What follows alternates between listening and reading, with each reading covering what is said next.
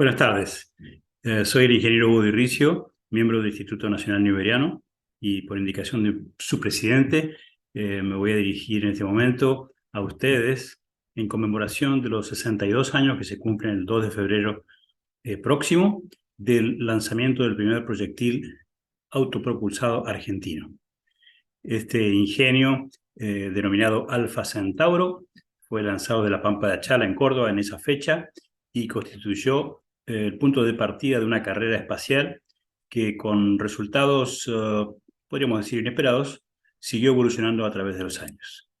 En una exposición de varias transparencias, me voy a permitir hacerles llegar toda la información sobre este hecho histórico de la ciencia argentina. Hay un personaje ilustre involucrado, que es el ingeniero Aldo Scioli, nacido en 1916 en Rosario, fallecido en el año 2003, que fue el verdadero autor, director y entusiasta promotor de esta iniciativa. La formación de Scioli era muy completa. Él fue electrotécnico en su escuela secundaria y luego se graduó como ingeniero aeronáutico en la Universidad Nacional de Córdoba para ingresar a la Fuerza Aérea como oficial profesional con el título de ingeniero aeronáutico. Se desempeñó en varios puestos en la Fábrica Militar de Aviones de ese entonces y en la Comisión Nacional de Investigaciones Espaciales, y fue uno de los promotores de la creación de la base aérea Chamical, que se constituyó en el CELPA, sigla que identifica el Centro Experimental de Lanzamiento de Proyectiles Autopropulsados de la Fuerza Aérea.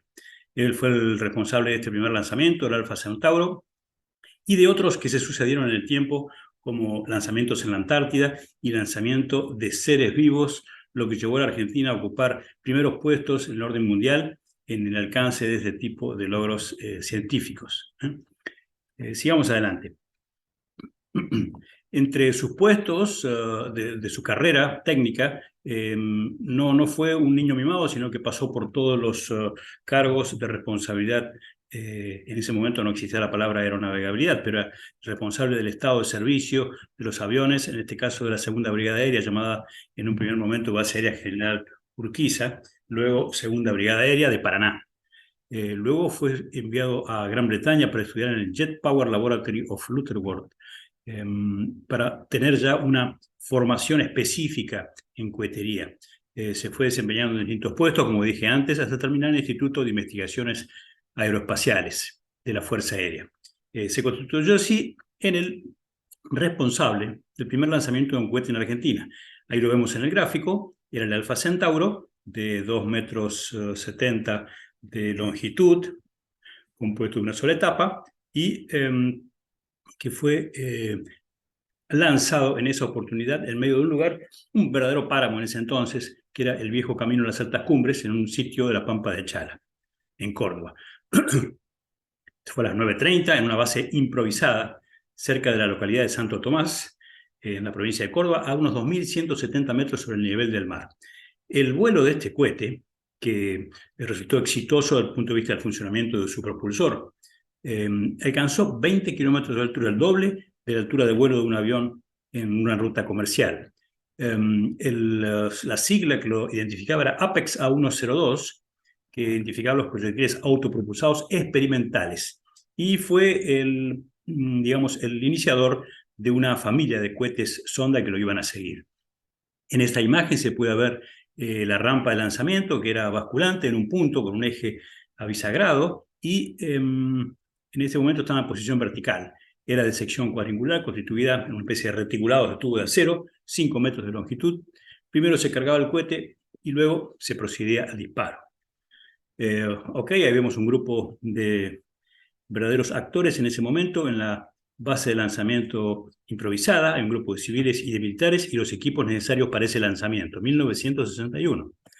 En una vista del Google Earth podemos advertir las coordenadas del lugar de lanzamiento, que actualmente pasa por donde se desliza el viejo camino a las altas cumbres, no la nueva autopista. Es así que ese lugar fue identificado con un monumento. En esta imagen, que es muy nítida, se ven dos personajes ilustres: el Comodoro Scioli, que está con camisa y corbata, y dos puestos a la derecha, en ese momento primer teniente Cueto, hoy Comodoro Cueto, que supo dirigir el Museo de Tecnología Espacial en Córdoba. dos prohombres de la actividad espacial y un montón de ingenieros y suboficiales de la Fábrica Militar de Aviones y de la Comisión Nacional de Investigaciones Espaciales, que ayudó, más un fotógrafo de Clarín, a poder hacer posible ese hecho, ¿no? Ese hecho histórico. Scioli fue presidente del recién creado Instituto de Investigación Aeronáutica y Espacial, el IIAE. En esa imagen se lo ve con su uniforme de la Fuerza Aérea. Tuvo el honor de ser acompañado en el lanzamiento por el presidente del directorio de DINFIA, Dirección Nacional de Fabricaciones Industriales Aeronáuticas, ese ingenio que creó el rastrojero, que creó muchos otros productos que se hicieron habituales en la vida de los argentinos. En ese momento el directorio estaba dirigido por el brigadier mayor Juan Carlos Pereira, que una vez producido el exitoso lanzamiento informó al secretario de Aeronáutica, brigadier mayor Ramón Abraín, y a su vez al presidente de la Nación, Arturo Frondizi, porque bueno, la NASA acababa de ser inventada en Estados Unidos, como NACA, en 1958, y esto era un hecho casi súper contemporáneo que ponía a Argentina en los países del top de los logros espaciales. Hacía prever que el futuro sería casi inalcanzable para nosotros. En esa imagen a continuación se ve al cura párroco del pueblo cercano, al comodoro Cueto, en ese momento primer teniente, a la extrema izquierda, el brigadier mayor Pereira, y don Scioli a la extrema derecha con una garibaldina verde. Ok. Con otras imágenes vemos a don Cueto hoy, después de una exitosa carrera en la Fuerza Aérea, posando frente a uno de los stands del Museo de Tecnología Aeroespacial que está dentro del área material Córdoba, digamos, de la actual FADEA, FADEASA. Para que tengan una idea del contexto geopolítico mundial, en 1960 Brasil ya había hecho una experiencia similar, siendo la Argentina el segundo país que ocupó el puesto de lanzador de cohete. Así también, el cohete estaba pintado a cuadros blancos y negros, la longitud ya la describimos hace un minuto, y el peso era de 28 kilogramos. El tubo motor era de acero, 16 centímetros de diámetro, y el cono estaba hecho en aluminio y tiene una longitud de 1,88 m y un diámetro de 10 milímetros. ¿Ok? La carga útil era de 3,3 kilogramos y estaba constituida por un timer y un paracaídas de recuperación. La parte instrumental era una radio baliza para seguimiento y recuperación, un instrumento de medición de la G, de la aceleración, y uno de presión para determinar la altitud alcanzada. La estabilización era aerodinámica, dada por 4 aletas trapezoidales con un perfil doble cuña, como los modernos aviones aerodinámicamente supersónicos. Envergadura de 500 milímetros. Ok. El propulsante era sólido, era un gruano neutro con combustión central y periférica, es decir, se quemaba por el exterior, y dentro seguramente tenía una sección interior hueca de estrella, y estaba constituido con una pólvora bibásica o doble base, es decir, nitrocelulosa más nitroglicerina más aditivos. El impulso específico estaba cuantificado en 200 segundos, y su preparación estuvo a cargo de la fábrica de pólvora y explosivos de Villa María. Muy bien. El empuje fue realmente importante porque llegar a los 20 kilómetros con ese peso, aunque no era muy exagerado, requería de unas capacidades importantes. 1.800 kilogramos por segundo. El tiempo de combustión fue 1,23 segundos, al cabo del cual el motor se apagó y siguió con su inercia hasta alcanzar la altura descrita recién. La rampa de lanzamiento era la sección cuadrangular, como la describimos antes, y interesante es decir que la velocidad inicial alcanzada fue de 2.260 kilómetros por hora, 2 veces la velocidad del sonido. Y al final de la combustión, producto de ir aumentando la superficie que se quemaba del motor sólido, llegó a 3.200 kilómetros por hora. La aceleración máxima alcanzó los 64 G, 64 veces la gravedad.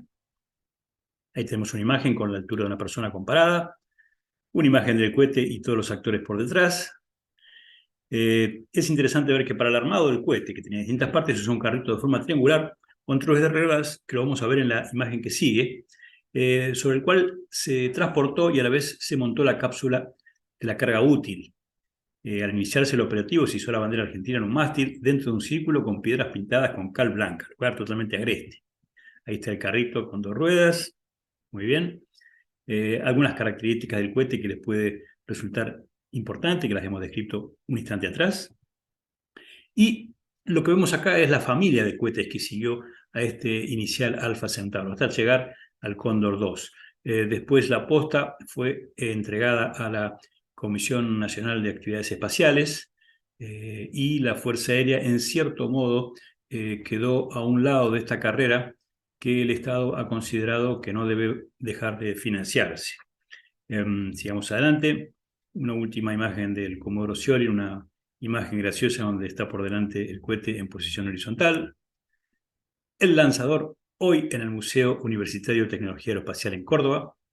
Y este es el lugar que hoy es histórico, donde hay una réplica del cohete y un monolito. El monolito representa con una columna central de hormigón de 10 metros, representa el lugar de lanzamiento, y arriba tiene un aro de color rojo simulando una órbita terrestre por donde surge un satélite de investigaciones con sus antenas desplegadas, que iba a ser el último objetivo de toda esta carrera de familia de cohetes. En esta imagen vemos al Comodoro Scioli saludando al presidente de la Nación, el doctor Arturo Frondizi, quien no pudo dejar pasar este hecho histórico y la carga que fue depositada sobre el Comodoro Scioli, que fue llevada adelante con éxito.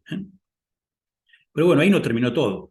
Luego vinieron los cohetes de 2 etapas, en el 65, el lanzamiento simultáneo de 2 cohetes de esa familia, desde el CELPA de Chamical, y otros cohetes de la base Matienzo, en la Antártida Argentina, lo que hizo que, junto con Estados Unidos y la Unión Soviética, la Argentina fuera uno de los pocos países que había experimentado lanzamientos en esas latitudes tan australes.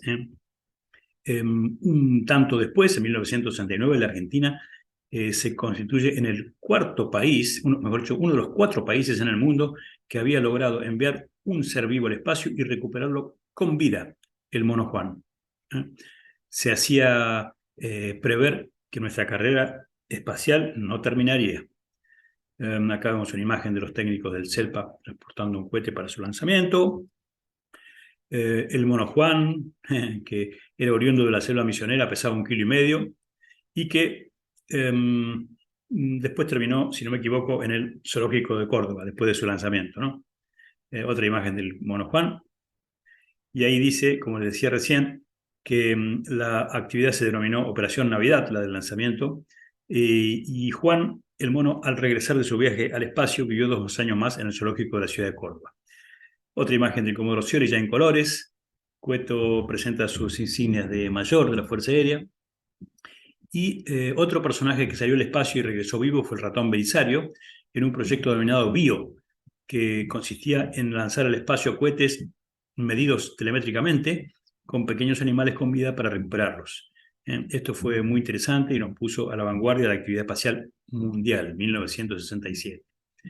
A modo de resumen, y viendo la imagen del lanzamiento ya histórica, este lanzamiento primigenio significó un rumbo que la Argentina siguió, no con todos los resultados que esperaba en la historia espacial.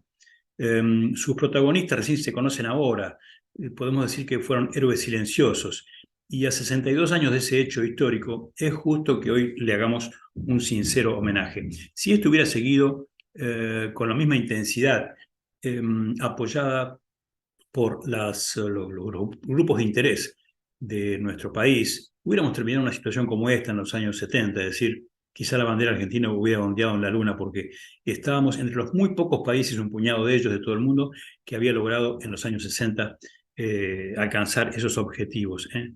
Pero bueno, de cualquier modo, está presente el lugar histórico donde empezó la carrera espacial argentina y no está necesariamente definido cómo va a ser el fin. Puede ser de los resultados más ambiciosos y más exitosos que podamos esperar. Amigos newberianos, les envío un gran abrazo y les agradezco mucho su atención y su tiempo. Gracias.